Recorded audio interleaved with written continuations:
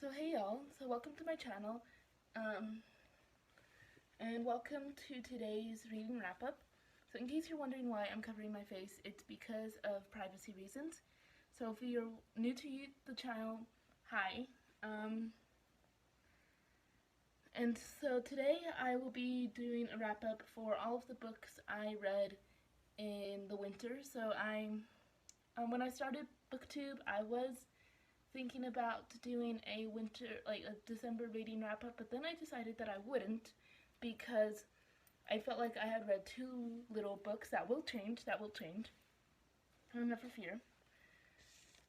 But here are only some of the books that I read this year, or this winter.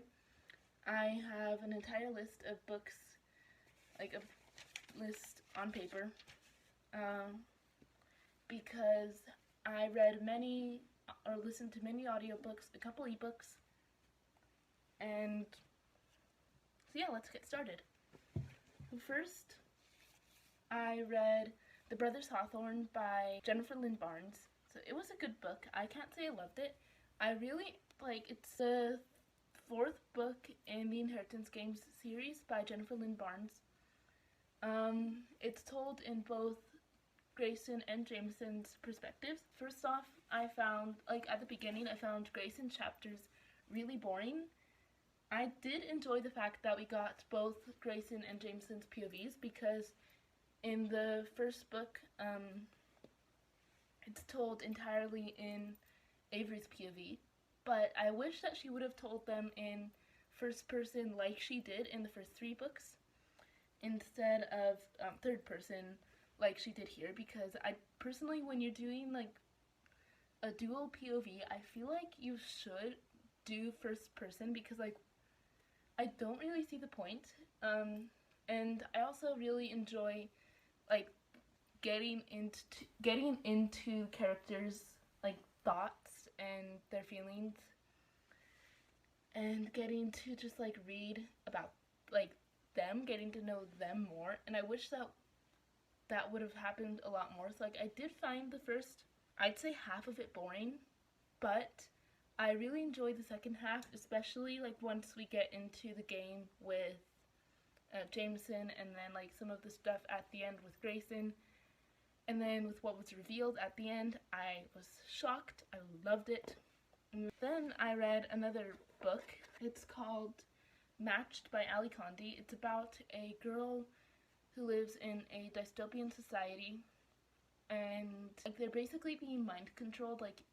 They use these pills, and then they're put on a strict schedule where they have to do this and this and this. I cannot remember much about it, what I thought. I think I gave it 3 stars, which means that I liked it. It was good, but obviously nothing really stood out to me. And then the first physical book that I finished in December, is late December, I read A Christmas Carol by Charles Dickens. This is literally so small. This copy, it's 100 pages. It's not counting all of this. And this is full length, and this is literally this much of the book. It's so small, exactly 100 pages. And I finished it in 5 days, which is record time for classic. I do love the book. I have not, I have watched the movie multiple times. It's a tradition for me and my family to watch A Christmas Carol every Christmas Day. So I have been watching it since I was 4, and I think that's part of the reason why I loved it. And then also, just before reading this, I listened to the audio drama with Ben Barnes and Sean Astin. If you do want to listen to it, it's by Hope Nation, and I love the audio drama. They do change some stuff, they add more family aspects, and they give Scrooge a little bit of a more backstory. So the reason why I just loved it, I loved the amount of heart that was in it. Just it's a very good book. Obviously it's a classic. And then the second physical book that I finished is, it's technically a reread. It's called Dog Show Disaster. It's by Missy and Missy and Mia Robertson. I'm sure you've heard of them from Duck Dynasty. It was for the Chantel's Read Your Bookshelf challenge. If you want to check out her channel is Chantel Reads All Day. Very great channel, and she has a thing that she does every year where like there are different prompts for each month, and then the first prompt for January was to read a book with a dog on the cover. Obviously this has a dog on the cover. It is more complicated than that, but that's kind of what I decided to do. Like, I did follow the prompt, but like the prompts, you sort of get to choose your own. It's like a choose your own adventure type of thing. And then the next book that I finished in the winter was Out on a Limb. It was really good. I think it's by Hannah something. It's a new adult novel. I really enjoyed it. I gave it 4 stars, but I can't say I loved it because first off there was some cussing, and then in the first chapter, like they mention orgies, but like it's at a Halloween party, and then there are like 3 to 4 sex scenes. It's an accidental pregnancy trope. This was actually my first accidental pregnancy. I did enjoy it. I loved the romantic interest. He was very cute. He's like, I mean, he's not enough like to make him one of my book boyfriends, but I feel like in real life he would make an excellent boyfriend. I would love him so much. And then the next series that I finished, and not counting most of the novellas, I read the Shatter Me series by Tahera Mafi. So most of the books I gave 3 to 5 stars. I really enjoyed it. If you don't know what it's about a girl who has the ability to like touch people, and like if she touches them then like they will die basically. And it's about this girl who, like, she's locked up in an insane asylum, and then the first book, it follows her as like she's being released, and like so she has to go to this camp. Like it's a I'm trying to think of the word, like a base camp for the military, and she's under careful watch by the head of the camp, Aaron Warner. I'm sure many of you have heard a lot about him. And then like along the way she meets other people such as Adam and Kenji. I love Kenji so much. I don't think that he's one of my book boyfriends, but I love him. Like, he would definitely be a great best friend. And then, oh my gosh,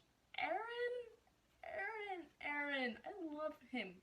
He is one of my favorite morally gray book characters, and I love how much he does for like his girl. And I'm gonna put my hair back because it's hot. And like in the book, both him and Adam, spoiler alert, can touch her, and so there's a love triangle with them. Obviously I love Aaron, do not like Adam with the stuff that happened in Ignite Me. And I mean, yeah. Anyway, so there's my little Shatter Me rant. It's a very good book series. And then going off of Shatter Me, so for Chantel's February book challenge, I read Believe Me, which is the last novella in the book series. I really want her to have more. I'm not going to spoil anything about what happens. So the prompt for the Read Your Bookshelf challenge was to read a book with less than 250 pages, I think, so like a short book. And I think it was between 100 and 200. I read it in like 2 to 3 days. I loved it. Her writing is really easy to read, at least for me. And then I read another book that I love. It's called Wishtress. It's by Nadine. Yeah, I loved it. Like, as you can see by all the annotations that I made. It's really good. It's a fantasy novel about a girl who has the ability to turn her tears into wishes, and then she is cursed because a wish goes wrong, so that the next wish that she, like the next tear that she cries, she will die. And and then like she meets this other guy, two other guys technically, but like one of them she had already known before. He's basically the reason why her wish went wrong. Who both want to use her wishes. I'm not going to go into detail about like what it's about and like what it entails, but it's an amazing book. I would totally recommend. She is now an instant buy. I don't have any of her books because where I live you can't really get any of her books, but I'm going to read her. And then I read Powerless by Robertson. It's a good book. It's another fantasy novel, enemies to lovers. And I know I'm not the only person to say this. It literally felt like if The Hunger Games and Red Queen had a baby. I don't remember too much about Red Queen, but from what I do remember, it's a lot like that. I do like, I did like it. I didn't really like it at the beginning, and then I grew to like it more at the end, and it's like, I heard it described as enemies to lovers, but like the enemies to lovers wasn't vibing with me. And then when we got to the end, oh my gosh, I am definitely gonna pick up the next book. I think I gave this either, like I think I gave it 3.5 stars. I can't say I entirely loved the characters, but once I started looking up art of Kai, oh my gosh, he's so hot. He's so hot. And then yeah, it's a really good book. If you like The Hunger Games, if you like Red Queen, both of which I like, you will like it, okay? You'll like it. And then the last book that I read in the winter, I think I actually finished this March 1st, but I'm still going to count it. It's called Wild Thing, and it's by Daley Mackall. So I got this as a part of a True Girl box. So like, if you don't know, True Girl is this girls ministry that reaches out to teens and tweens, and they have monthly subscription, or actually it's like every 2 months they send a box. They have a subscription box where they like send different things, and it's like with a theme from the Bible. I don't remember what this theme was. I know the theme, like, and then like they also have a theme that's not from the Bible. So like the last one I got was tacos, and then this one was horses.